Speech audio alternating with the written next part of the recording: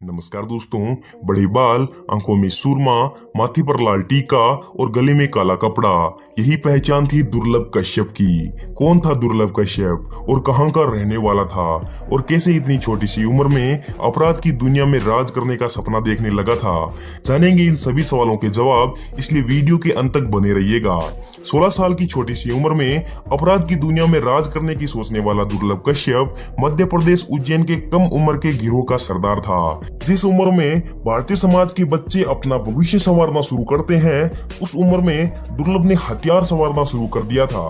उसका सपना था अपराध जगत में मशहूर होने का। दुर्लभ ने अपराध जगत में नाम कमाने के लिए सहारा लिया सोशल मीडिया का, जिसके बाद उज्जैन के सैकड़ों युवा उसके साथ जुड़ते चले गए। अपराध करने में उसने नामी बदमाशों को पीछे छोड़ दिया था। 16-17 साल के युवा उसे आइडल मानने लगे थे।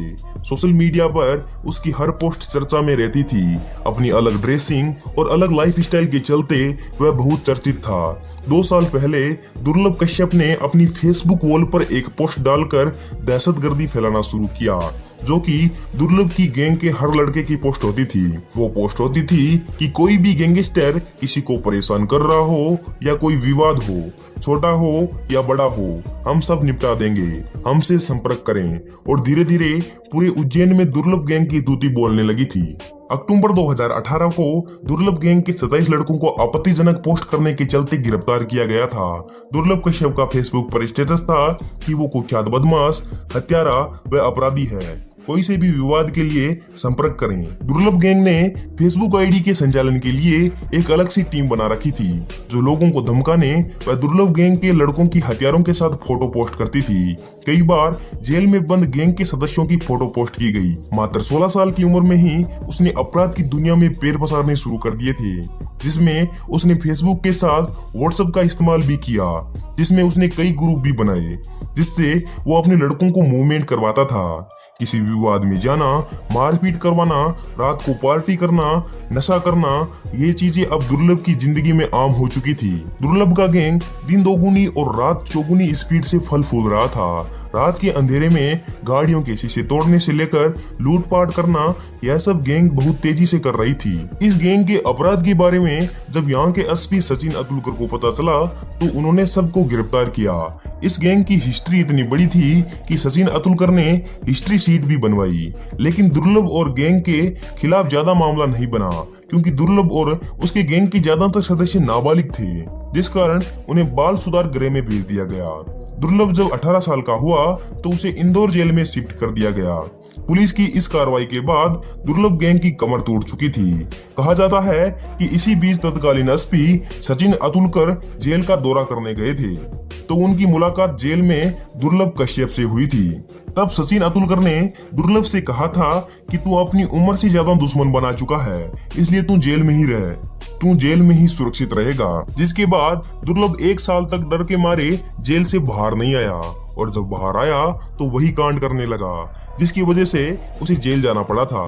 दुर्लभ ने जेल से बाहर आते ही 14 जनवरी 2020 को एक बीजेपी नेता के बेटे को किडनैप कर रंगदारी मांगी। इस मामले पर कार्रवाई करते हुए 1 जुलाई 2020 को पुलिस ने दुर्लभ की गैंग के 2 लड़कों को गिरफ्तार किया। लड़कों द्वारा पुलिस को जब यह पता चला कि बीजेपी नेता के बेटे को वो मारते हैं और उसका वीडियो भी बनाते हैं, लड़कों ने यह भी उगला कि जब तक उन्हें पैसा नहीं मिलेगा तब तक ऐसा ही चलेगा। इस पर पुलिस ने तुरंत कार्रवाई करते हुए दुर्लभ गैंग के हर सदस्य पर 10-10 हजार का इनाम रख दिया। दुर्लभ जब जेल से बाहर आया तब तक देश में लॉकडाउन लग चुका था, और लॉकडाउन खत्म होने के बाद दुर्लभ उज्जैन अपनी अध्यापक माँ के पास आकर रहने लगा। दोस्तों के साथ घूमना, पार्टी करना, लोगों को लूटना, यह सब चलता रहा। जेल से बाहर आने के बाद दुर्लभ खुद को बहुत बड़ा डॉन समझने लगा था। पुलिस की नजर भी अब दुर्लभ से हटकर अन्य अपराधियों पर जा चुकी थी। लॉकडाउन चल रहा था, अपराध अपनी चरम सीमा पर था। दुर्लभ भी पहले की तरह रोजाना रात को पार्टी हुए गुंडागर्दी करता, और वो दिन भी आ गया जिस दिन दुर्लभ का अंत होने वाला था। उस रात कुछ ऐसा हुआ कि उज्जैन से दुर्लभ के काले युग का अंत हो गया। एक रात दुर्लभ अपने साथियों के साथ रफीगंज इलाके में एक चाय वाले से चाकू की नोक पर रंगदारी मांगता है और वहां से फरार हो जाता है। चाय वाला अमन उर्फ भूरा लूटने के बाद माधवनगर थाने में जाकर शिकायत करता है, लेकिन उसकी शिकायत नहीं सुनी जाती। उसके बाद दुर्लभ रात के 1 बजे फिर से उसी चाय की दुकान पर पहुंचता है। यहाँ पर एक शहनवाज नाम का युवक पहले से ही मौजूद रहता है। किसी बात को लेकर उन दोनों में कहासुनी हो जाती है और तभी अचानक दुर्लभ अपनी जेब से देसी कटा निकालता है और शहनवाज को गोली मार देता है।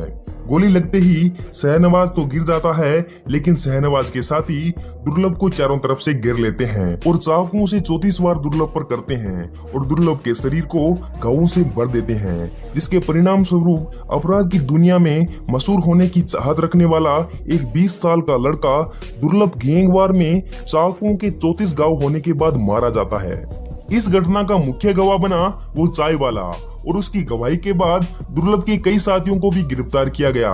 लेकिन गिरफ्तार होने के बाद दुर्लभ के एक साथी अभिषेक ने बताया कि शहनवाज को गोली लगने के बाद उसके साथी चाकू से दुर्लभ पर वार कर रहे थे। उस समय चाय वाले अमन उर्फ बुरा ने चिल्लाकर कहा था कि सादा भाई जान से मार दो, उसको जिंदा मत छोड़ना। जिसके बाद पुलिस अपनी जांच में लगी रही और दुर्लभ की हत्या के 2 महीने बाद यह खबर